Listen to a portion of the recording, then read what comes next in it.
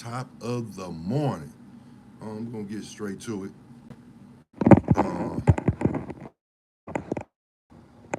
Shut up, son.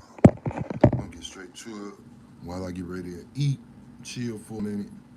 Um, I'm looking at something by what is it called? Black Boat. This is not my material. To me, it seemed like clickbait, but I'm gonna go and click the bait. You did. It's talking about what they found in Tupac garage. I want to know. So y'all gonna listen to this shit with me as I look at it, eat, and really gonna pay attention.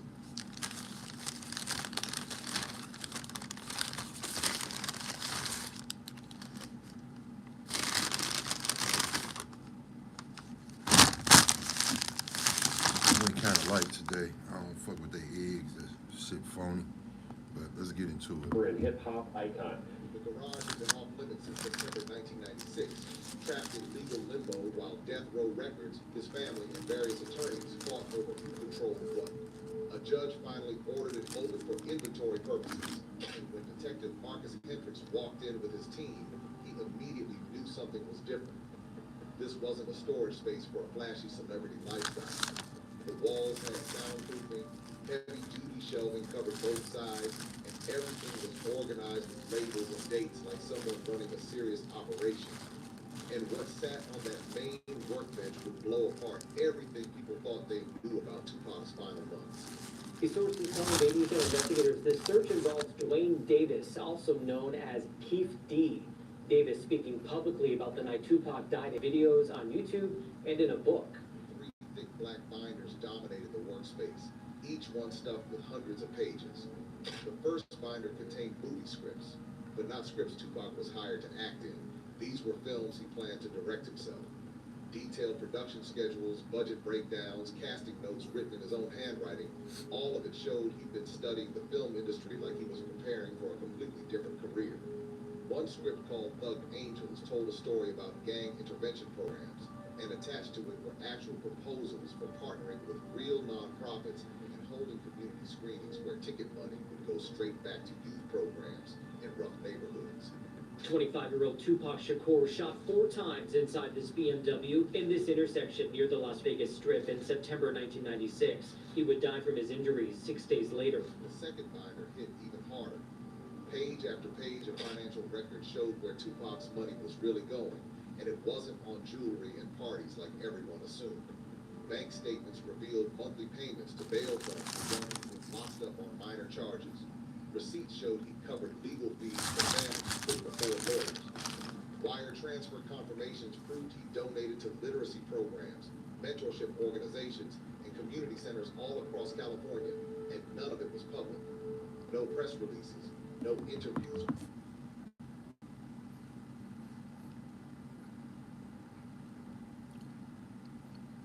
I don't know if it's clickbait because some of this stuff I done heard before. When somebody doing good in this music game, rap game, um, movie game, um, they don't tell the whole story. They tell the bad side. They don't tell the good side or the good things that a person do. And what they're saying is the stuff that they talking about what they found in this man's garage of binders of movie scripts. Not as something for him to be in a part of, but his own movie scripts that he was writing and was going to direct his damn self. Then I guess financial records of money being spent, and that's what Yacht OG come in at because she was taking care of that shit. So I believe all that shit in Reg. Fuck you, you fat fuck, because you always talking about her. You always talking about her.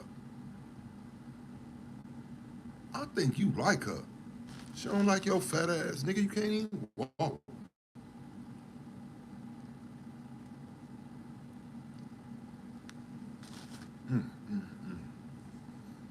But yeah, let me get back to it. Where he bragged about it. Just quiet help for people who needed it. One check for $50,000 went to a Watts literacy program just 3 days before he flew to Las Vegas. But the third binder contained evidence of something that would have completely changed hip-hop history if Tupac had lived long enough to pull it off. Vanessa Murphy speaking exclusively with paramedics in 2016. We brought the gurney up over, just pulled them out, and that's when, everybody was yelling, Tupac. Legal paperwork.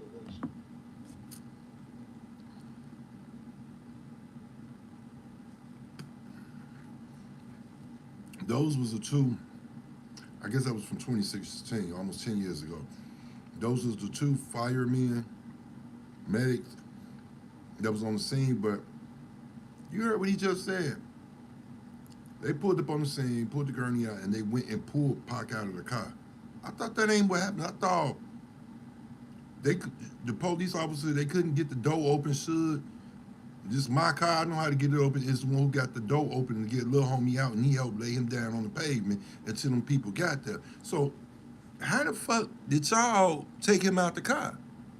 All this shit is like a fucking movie to me, Joe. Like, for real. It's like a movie.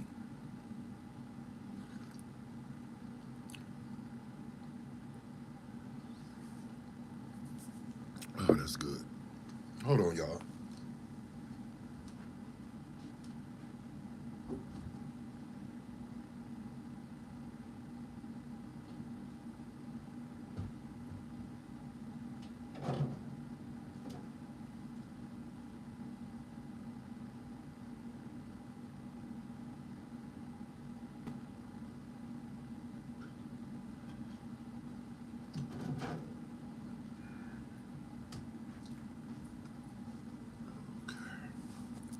So Tupac was building his own record label, totally separate from Death Row. Corporate documents dated August 1990.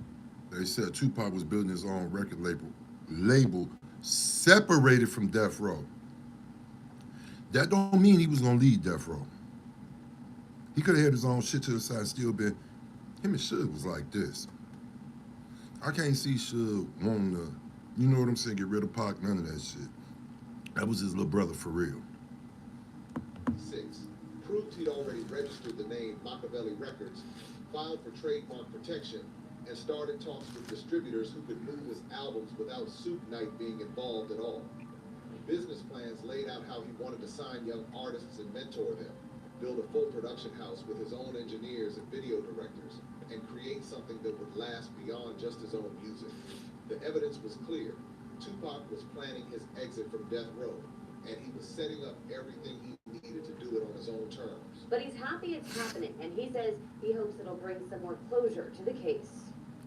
I didn't think there'd ever be any more steps taken in this case. The garage, that's where they found the lockbox. It sat behind the filing cabinets, steel and closed locked.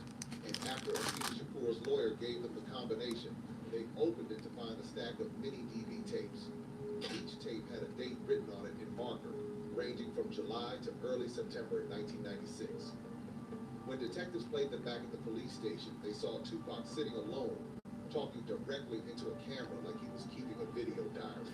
And what he said on those tapes would haunt everyone who watched them, because Tupac knew something bad was coming. It's 27 years old. I can tell you exactly why it happened. It's happened because of Keith E.D. running his mouth. The video entry showed a completely different person than the aggressive figure in music videos. Tupac talked about being exhausted, feeling trapped by his own image, and knowing that the life he was living couldn't continue much longer. He discussed wanting to move to Ghana and make films about black history without Hollywood's filters. He wanted to move to Ghana. But y'all say he did. He mentioned plans to write a book about political change and activism, something young people could actually use. In one video from September 3rd, just 4 days before he got shot, Tupac said he felt like he was living on borrowed time, not because of enemies or beef with other rappers, but because everything was moving too fast and he was losing control. Those tapes proved Tupac was trying to figure out how to escape the persona he created. He built this image of the fearless thug who didn't care about consequences, but privately he was mapping out a future that looked nothing like that. The contrast was shocking, and investigators realized they were watching someone who desperately wanted out and hadn't figured out how to destroy everything he'd worked for. Then they Heard what they said? He wanted out.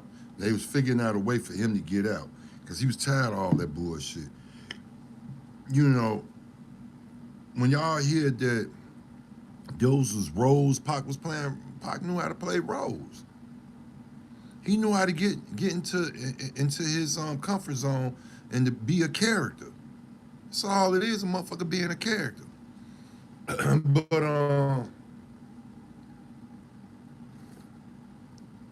I just hope y'all really pay attention.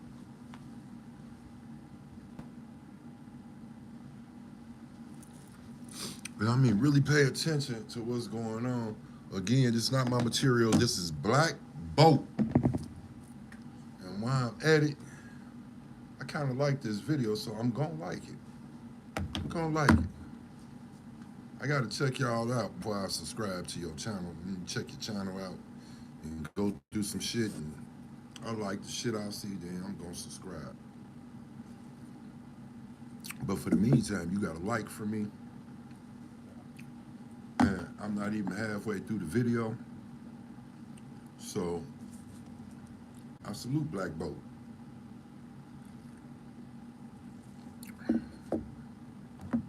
Coffee is amazing. saw the BMW sitting on the hydraulic lift in the back, and everything suddenly made terrifying sense. Probably didn't really know it was going to have any historical significance. At that point, it was fixed and then sold to the general public, probably at an auction, something like that. The car was a black BMW 750IL, the exact same model Tupac had been riding in when he got shot in Las Vegas. But this one was pristine, never driven, and registration documents showed he bought it 3 weeks before his death. Did y'all just hear that? I'm gonna play it again because it caught me. Boy, y'all gotta wake up, America.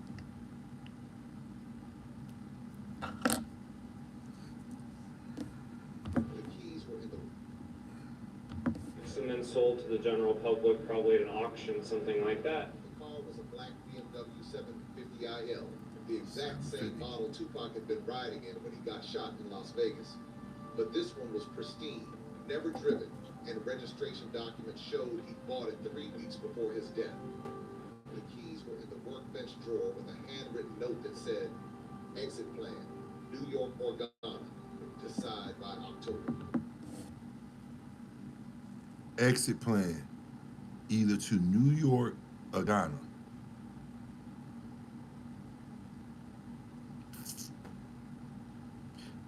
I really don't think, I don't know. It's kind of hard with Pop. You dig? But I'm trying to tell you, that nigga was smart, Joe. To sit back and devise a plan way before, man, come on, Joe. And you heard what it said, exit Tupac. I need for y'all to get that the Machiavelli CD that came out after he was supposed to have died, allegedly. Supposed to have died. And I am going to say, you won't hear me say allegedly, but I am going to say allegedly he's supposed to have died. But you hear what they said, that BMW was brought 3 weeks before his alleged death. So this shit is, man, it's getting interesting. Investigators opened the trunk and found 2 large duffel bags packed with items that made their blood run cold. Inside those bags were passports, one real and one that looked fake with a different name on it.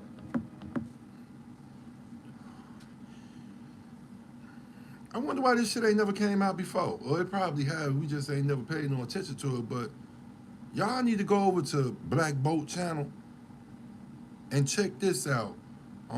What they found in Tupac garage. And I'm looking at the itinerary for the travel.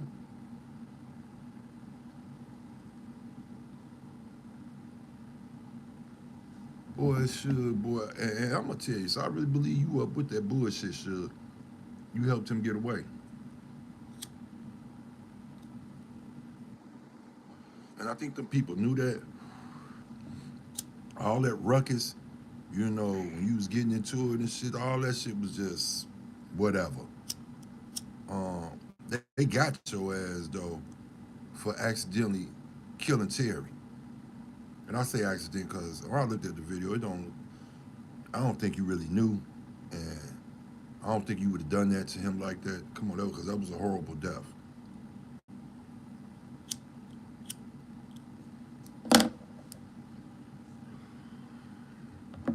$80,000 in cash, vacuum sealed in plastic bags, international phone cards, a handwritten list of contacts in Jamaica.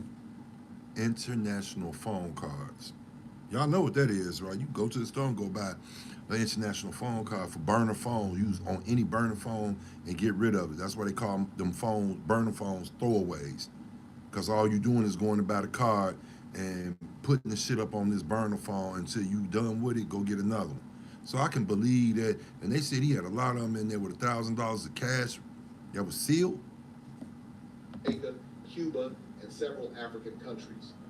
More financial documents showed Tupac had been quietly converting his assets to cash and moving money into offshore accounts that Death Row couldn't touch. Every piece of evidence pointed to the same conclusion. Tupac Shakur was preparing to disappear, and this BMW was supposed to be the getaway car. But what investigators found under the driver's seat would raise questions that still don't have answers, even today. But recently, Keefy D has written a book and made TV appearances detailing his involvement in Tupac's death. A small leather journal contained entries from the week before the shooting. Tupac wrote about feeling watched, convinced someone was tracking his movements and monitoring what he was planning. FBI. He mentioned worries about Death Row's criminal connections and a growing fear that he'd become a liability to dangerous people. The entry from September 5th, 2 days before he died, talked about how he tried to cancel the Las Vegas trip multiple times but felt pressure to go anyway, even though his gut told him to stay away. The final entry was dated the morning of September 7th, night. On some real shit. I'm here to tell y'all, when you feel that shit in your gut and it tell you, no, no, no, no. Remember, God gave you common sense, a lot of it. If that gut say no, don't go. I don't give a fuck who pressuring you. I don't give a fuck what bitch says she gonna suck you to death and fuck you. Don't do it. If that gut say no, it's no. Trust and believe it. Oh, what I am gonna say, and this is to somebody that I've been knowing ever since I was like maybe 22. I'm gonna say about 23. Yeah, because when Pac allegedly supposed to die in 96, I ain't forget, we had a block club party on the block. So this is a special happy birthday to Miss Tonya Ray. Tonya Ray. No, I know. And happy birthday, baby. I hope you stay blessed. I hope you feeling good. And, you know, enjoy your day today, sweetie. Don't take no drama, no bullshit from nobody. Enjoy life. Happy birthday again, Miss Ray. Enjoy. 1996, the day he was shot. One sentence written in Tupac's handwriting. If tonight goes wrong, the BMW knows where to take them. Keys under the seat. Package in the trunk. Tell mom I tried. That single line suggested Tupac had arranged for someone else to use that BMW if something happened to him, possibly to get his mother and family out of danger. But whoever that person was never came forward after the shooting, and the car just sat in police evidence storage for years. Bragging that he's the one who handed Orlando Anderson a gun, and then subsequently that gun is used to shoot Tupac. And don't get it twisted where y'all be like, well, is this clickbait?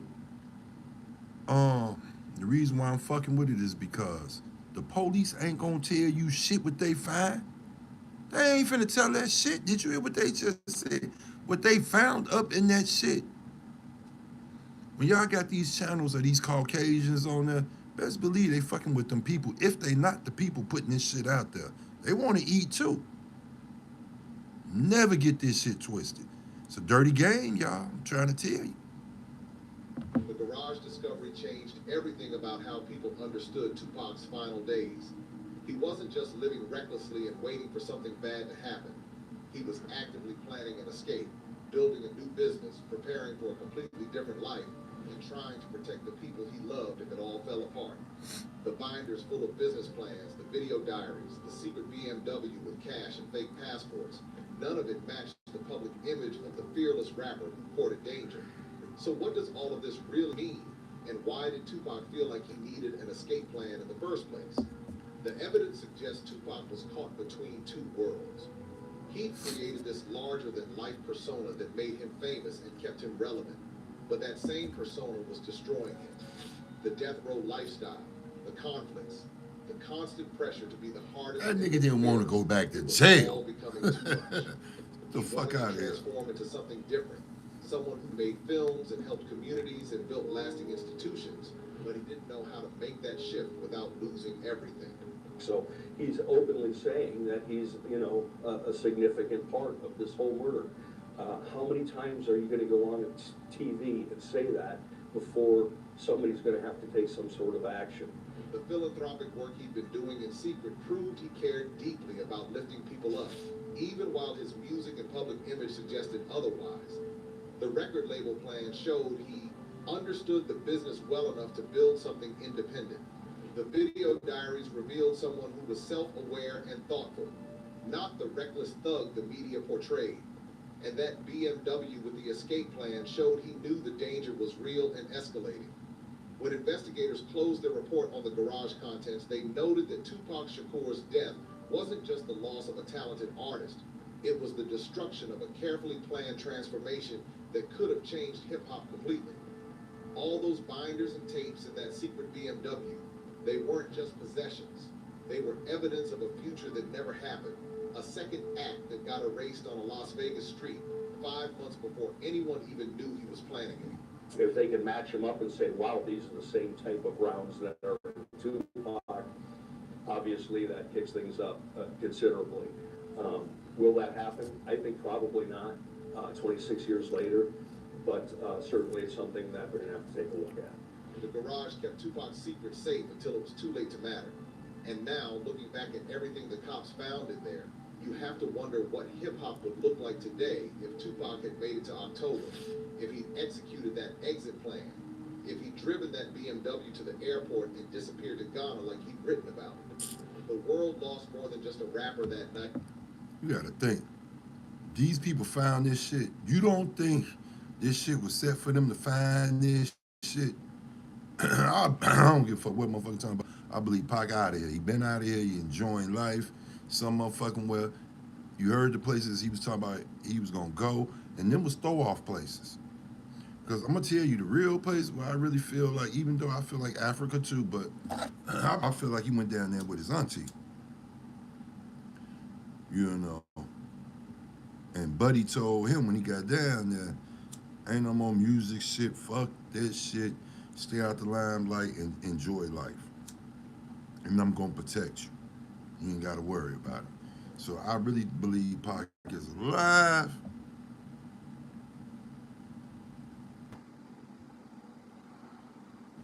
What I don't understand is, they say Pac brought this BMW 3 weeks ago. I thought that was Suge Knight BMW. Del Rey, Tino, Straight Game and Discretion TV. Y'all need to get on top of that shit, Joe.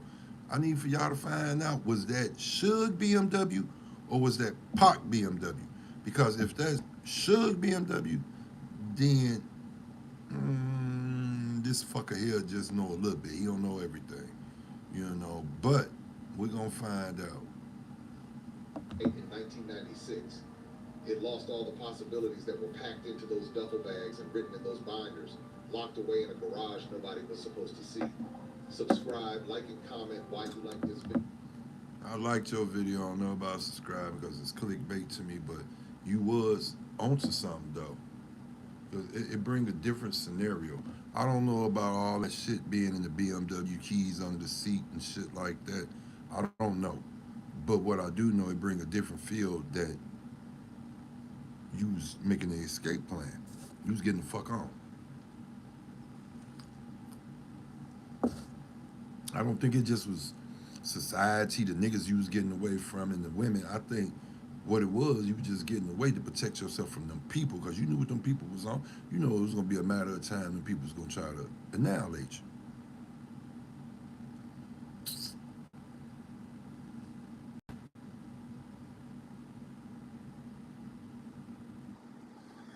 I'm not gonna click on the shit that I'm looking at right now. It says Diddy wanted to date 50 Cent. Hey Curtis, I've been hearing a lot of shit about you too, Curtis. The fuck going on, nigga? You talk about them people, but you've been doing activities such as them people.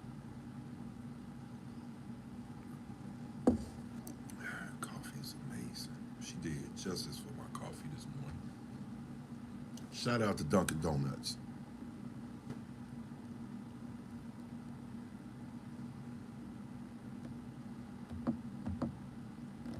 Shit crazy though. Hey, I ain't gonna lie though, motherfucker still got a salute dog though, even if he's dead allegedly. Um, that boy was great at the age he was. That man was.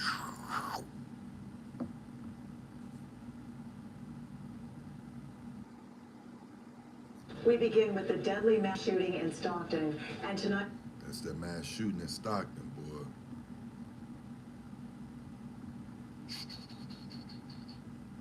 Snoop and Tupac and Snoop were arguing over Biggie and Puffy. Snoop was scared of Tupac. Ooh, we finna check this out. And it ain't that much long of a video. This is on the Art of Dialogue. Shout out to, I gotta give you your flowers too, Joe. I be forgetting, you gotta remember I be medicated. But shout out to Dialogue, Art of Dialogue. He's another one that be on that Pac shit. He do other, content, but he be with that Pac shit too. And this is on Low MB. I was talking about yesterday, so we gonna get into this. This is a 2-year-old video, but talk was talk.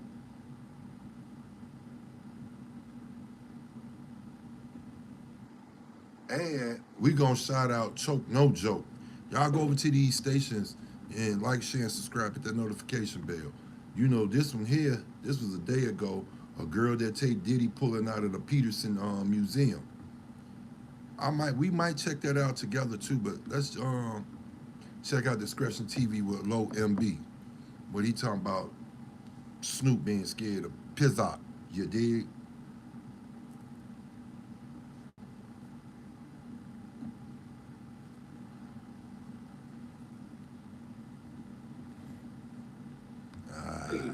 Okay, there you go. I'm finna say. Wi-Fi fucking up. It's not my content, Art of Dialogue. Go over there and check him out. Like, share, and subscribe, when Tupac got shot in Vegas, right, that week, you was in New York, right, when Tupac and Nas had that run-in at Bryant Park? And when we got out there, we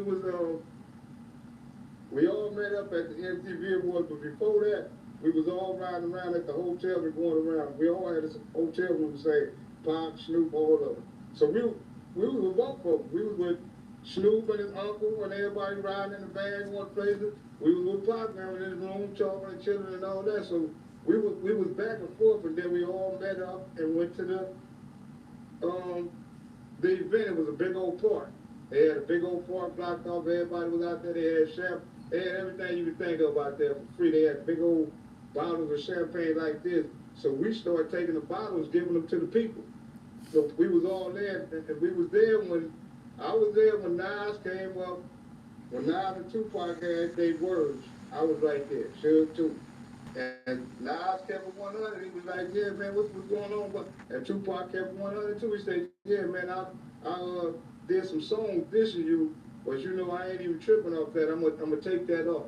So they talked it out. It was cool. Everything was cool after that. Before the shit jumped off, everybody was because we was deep. But they was deeper. We out there, man. They could have demolished us if they wanted to. I don't know. They had guns in there too this time, but we out there on their turf, so I don't know. They probably would have killed all of them. That could have happened. But now it was real cool. Him and Tupac talked it out, and everything went smooth after that.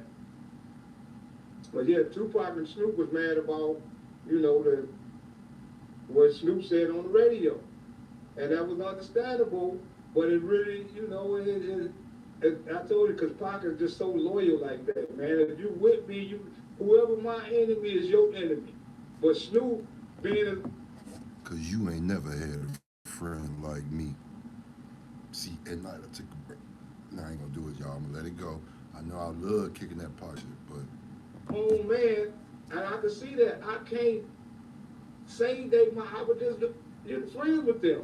And now, because you got a beef with them, I can't see myself just saying, fuck them. Now, did shit he went on there and said what he said? I don't know. But I understand his point, and I understand Pac's point. Both of them had a point. If he was me, he supposed to be riding on me. But then if he would have said, no, fuck you, what you would have now? I said, fuck them niggas. You know, because I'm riding with you.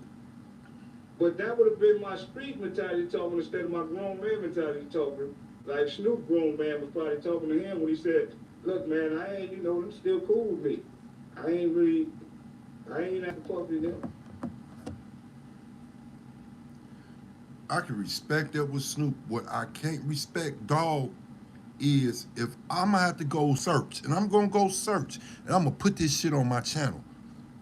And I know it's out there, because I didn't seen it, I just don't know where I seen it. Didn't you go on and do an interview and say, didn't you say that a motherfucker went on air, and when they went on air, they said, Brooklyn, stand down?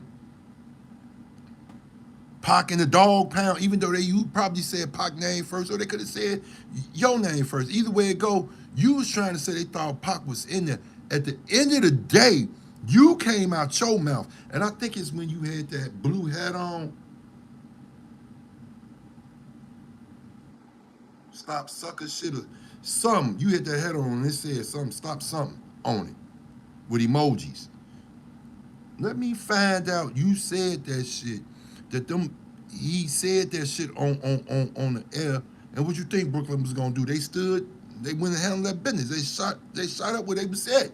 Make it make sense. So you mean to tell me, Snoop, if I hear this shit coming out your mouth, you saying this, but you gonna go at the little homie and tell him, man, that's, you know, I ain't got no beef for doing them, I'm cool.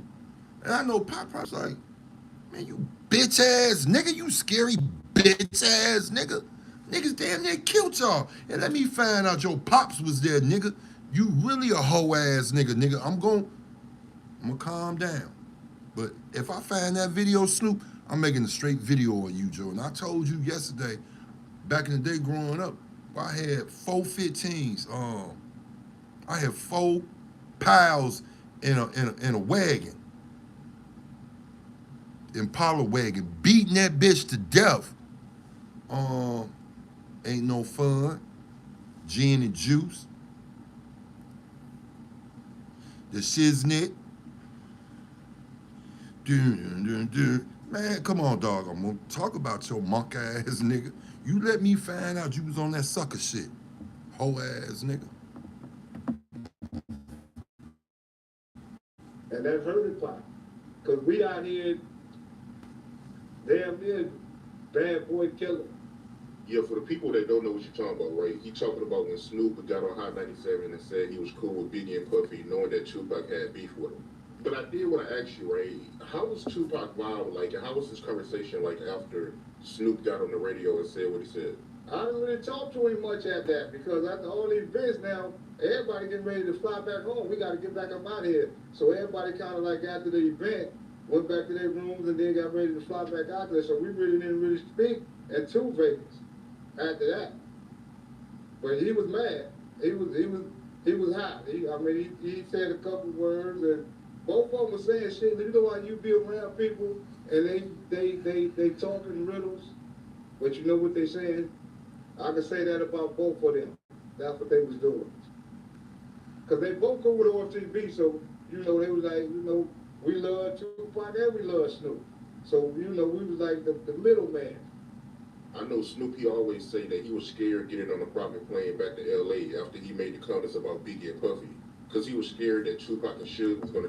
Man, nobody, he probably was scared a little bit, but he down with Death Row. He was on the road. He was there when the road started.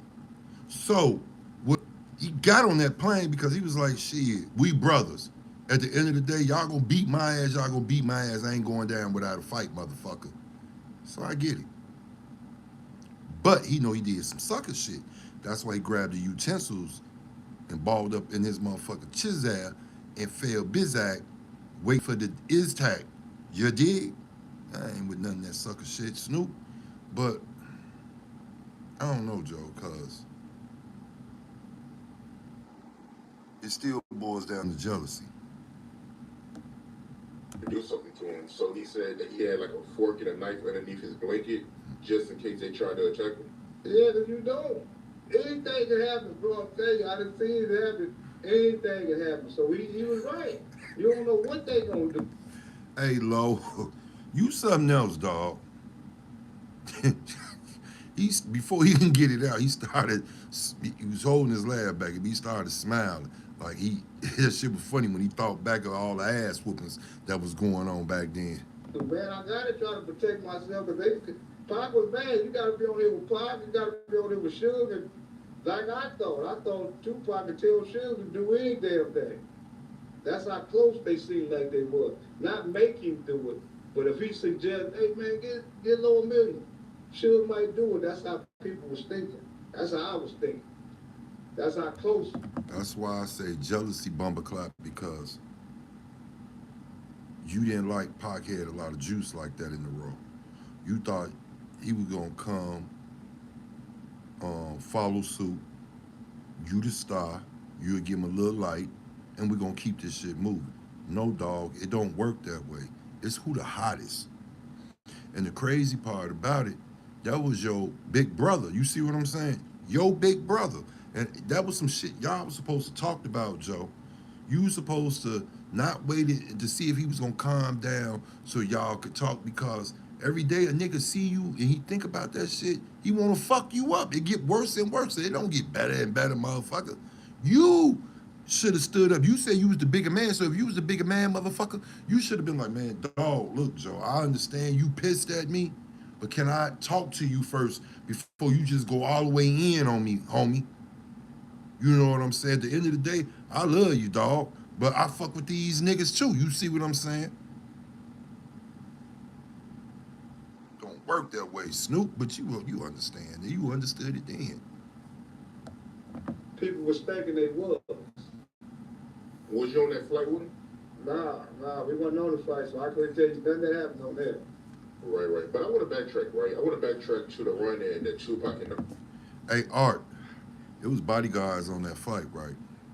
You need to find out what bodyguards was on that motherfucking flight and get them on the fucking show. You dig? You, Discretion TV, straight gang. Get them fucking bodyguards. Find them fuckers. Find out who's on that flight that night with Pac, Suge, and Snoop. Find out so we can understand what really happened. What words was said. How was Snoop acting? What was Pac and Suge on when they was on that flight back? Man, get up with them niggas, Joe. Dawson. Not a fucking Wi-Fi wanna fuck up and shit. Shit crazy.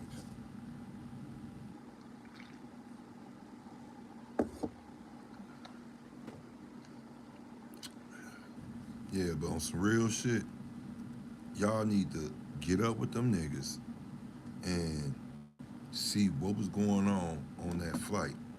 You dig? And I want to know this nigga reaction. Was he really hiding up under a blanket? You know, Get them on there so we can understand and hear their point of view of the shit.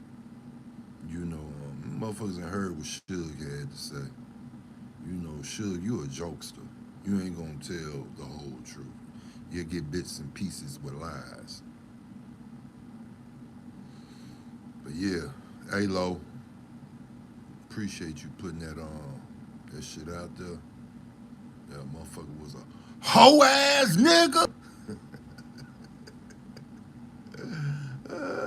Shit. That shit funny to me, man. I don't get it. And Snoop, I understand you took tutelage from Dre, P, Percy Miller, Master P, you know, amongst other cats. But I'm not gonna lie, dog. At the end of the day, you want a motherfucker to salute you and everything because of the shit you doing. After I seen Daz on his channel talking. I fuck with Daz, Joe. I fuck with the homie Joe, cause he ain't gonna sugarcoat this shit, cause he look at it like I do. The fucking lie for. What am I gaining out of this? Let me give it to you in the raw. So at the end of the day, you should get them boys they publishings. You talking about you want to sell the Rizzo, you dig, for $1 billion. So you get your billion, so you can be up there and be a billionaire. You'll be a little bit over a billionaire. So I get it, but get them boys they publishings. That's not how you do shit. I believe you'll get them some money, but would you get them the money they really entitled to? No, fucker. So stop your shit. You taking bullshit moves out of that playbook to be up there with other cats. Man, stop that shit, Joe. Get them boys say shit, Joe. Real life shit, Joe. I don't like that shit, dog. Shit crazy, you piece of shit. Money hungry, Joe. At this age, you done seen, saw, and conquered. You got brands out there that you done established. You know what I'm saying? The kids gonna eat, the grandkids gonna eat, the great grandkids gonna eat. You got a bad wife that's been on your side since high school, nigga. Man, come on, dog. Motherfuckers our ages, who can say that shit? You see what I'm saying? Who can say, man, this my queen from when I was a teen? You dig? Can't, and you still with her. That's your mate for real, no matter what bullshit y'all done been through, the good, the bad, and the ugly. She's still with you, nigga. Even the losses, L's that you took, she took them with you. Stop your bullshit. Get them boys they publish it. I ain't playing, nigga. That fuck shit you on. Stop that shit, Joe. You Snoop Doggy Dog. Come on now. Mr. 187. Come on, knock it off. Oh, I don't get it. You gonna stop your lies, Joe. I'm not saying everything you talk about is a lie, but majority of it is. You dig? So let's stop that shit. Going into 2026, we need to be positive. We don't need to say, fuck this, fuck that, because I'm gonna tell you something. That's what the youth say because they mimic what a motherfucker do. Think about it. When you in your 20s and you having kids, they watch you, they mimic you. So when you grown or OG, them YNs, they watch you and they mimic. So if a motherfucker sitting there and say, I wish this shit stopped, but then in the same breath talking about, man, I don't give a fuck. What you think gonna happen? They peep game. They just know how to put shit together so they can be in and out with their shit and not be playing around with this shit and keep it moving. But you don't understand that you do negative come back to you in a negatively way. For real. So we ain't on none of that shit. This shit don't want to play. I don't know why. Oh.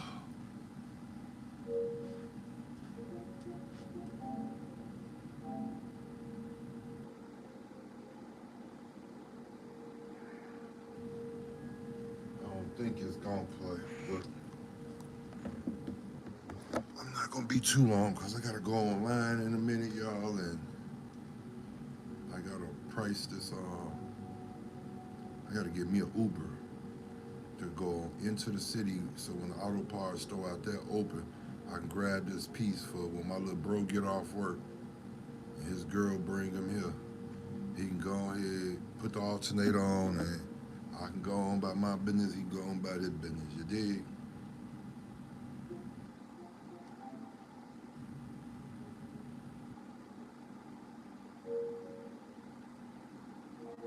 Yeah, internet fucking up.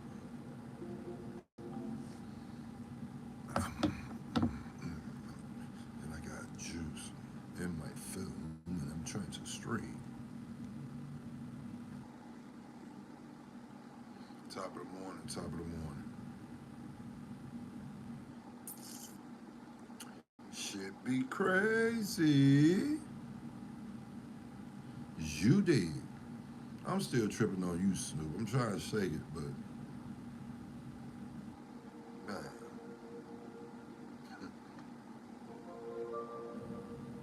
They say a nigga that be making them crazy faces ain't on shit.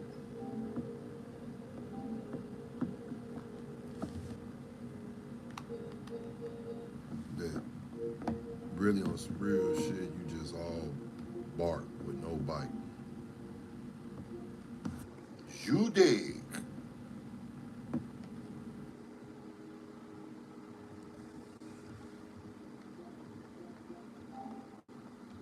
This internet trip about to say, fuck this shit.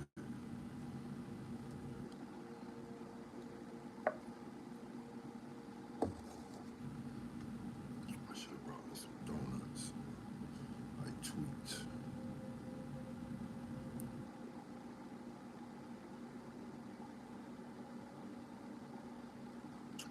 Yeah, but hey,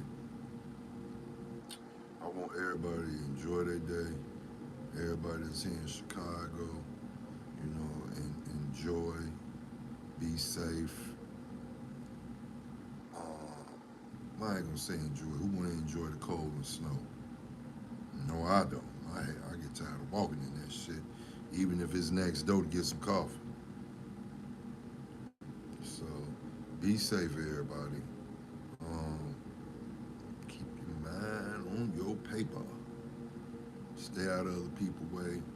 And we just gonna keep spreading positivity around this motherfucker.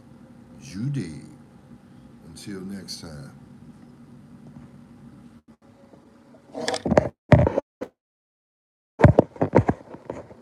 Damn, this shit